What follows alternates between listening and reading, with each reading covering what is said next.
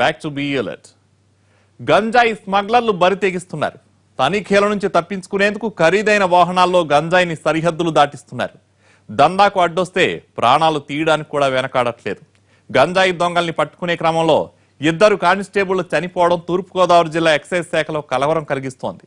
ఇక గంజాయి స్మగ్లర్లపై serious action తీసుకునేందుకు కసరత్తు చేస్తున్నారు పోలీసులు.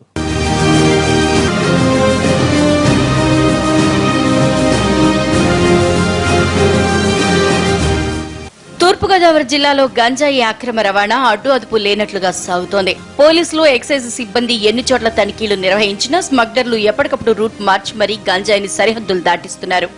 అడ్డుకుంటే ఎదురు తిరిగి ఎంతకైనా తెగిస్తున్నారు. ఏమాత్రం అనుమానం రాకుండా ఓ ఖరీదైన కారులో గంజాయి బస్తాలను ఉంచి చెక్ పోస్టు దాటించేందుకు ప్రయత్నించిన ఓ స్మగ్లర్ ని ఇటీవల ప్రతిపాడు దగ్గర ఎక్సైజ్ పోలీసులు పట్టుకున్నారు. స్టేషన్ కు తరలిస్తున్న సమయంలో ఆ స్మగ్లర్ పోలీసులపై తిరగబట్టడంతో కారు అదుపు తప్పి రోడ్డు ప్రమాదం జరిగింది. ఈ ఘటనలో 2 కానిస్టేబుళ్లు చనిపోయారు. గంజాయి స్మగ్లర్లను పట్టుకోవడం అంటే ప్రాణాలకు తెగించడమే అన్న భావన ఎక్సైజ్ సిబ్బందిలో మొదలైంది. ఆంధ్ర, ఒడిశా సరిహద్దులోని దట్టమైన అటవీ ప్రాంతంలో 20,000 ఎకరాల్లో గంజాయి సాగవుతోందని అంచనా.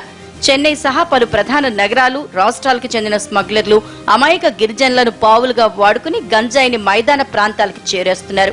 ఎవరికీ అనుమానం రాకుండా ప్యాకింగ్ చేయించి తూర్పుగోదావరి జిల్లా మీదుగా చెక్ పోస్టులు దాటిస్తారు. ఇటీవల రాజమండ్రి పోలీసులకు ₹1 విలువైన సరుకు దొరకటం సంచలనం సృష్టించింది. స్మగ్లర్లు తనిఖీలకు ఏమాత్రం బెదరడం లేదు. పోలీసులకు అనుమానం కలగకుండా ఖరీదైన కార్లు, వాటికి 2-3 రకాల నెంబర్ ప్లేట్లు వినియోగిస్తూ గంజాయిని తరలిస్తున్నారు. ఇప్పటి వరకు చిన్న చిన్న బస్తాల్లో కేజీల పరిమాణంలో సరుకులు చెక్ పోస్టులు దాటించిన స్మగ్లర్లు ఇప్పుడు టన్నుల కొద్దీ గంజాయిని తరలిస్తున్నారు. కోట్ల రూపాయల విలువైన గంజాయి పట్టుబడటం, మాఫియా అకృత్యాల కారణంగా 2 ఎక్సైజ్ కానిస్టేబుల్స్ చనిపోవడం సంచలనంగా మారింది. ఈ ఘటనని పోలీసు యంత్రాంగం సీరియస్ గా తీసుకుంది. చెక్ పోస్టుల దగ్గర బందోబస్తు కట్టుదిట్టం చేయడంతో పాటు జాతీయ రహదారులలో తనిఖీలు ముమ్మరం చేయాలని నిర్ణయించారు. గంజాయి మాఫియా మూలాలు తెలుసుకుని కటకటాల్లోకి పంపేందుకు ప్రయత్నిస్తున్నారు.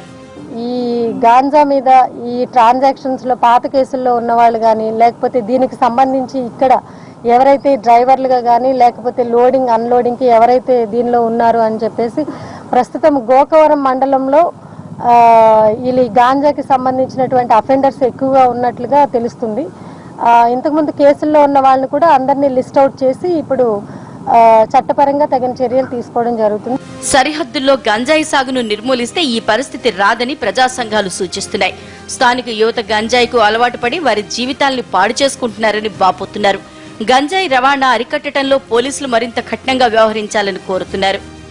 గవర్నమెంట్ దీన్ని నిర్మూలించాలంటే పంట వేసిన దగ్గర ఈ పంట ఎవరేస్తున్నారు, ఈ పంట వెనకాల బ్యాక్గ్రౌండ్ ఉన్న పెద్దలు ఎవరో వాళ్ళని ఇన్వెస్టిగేట్ చేసి పట్టుకుని ఆ పంటను అక్కడే ధ్వంసం చేస్తే ఇది ప్రజల్లోకి కానీ స్మగుల్ అయ్యి ఇదంతా కూడా ఏంటంటే దీనివల్ల ప్రజలు నాశనం అయిపోతున్నారు. గంజాయి పట్టుకోవడానికి, ఈ గంజాయి తాగేవాళ్ళు పట్టుకోవడానికి, అమ్మేవాళ్ళు పట్టుకోవడానికి ఒక స్పెషల్ డ్రైవ్ చూడండి. ఎస్పీ గారు ఒక సి టీమ్ ఏర్పాటు చేశారు లేడీస్ గురించి.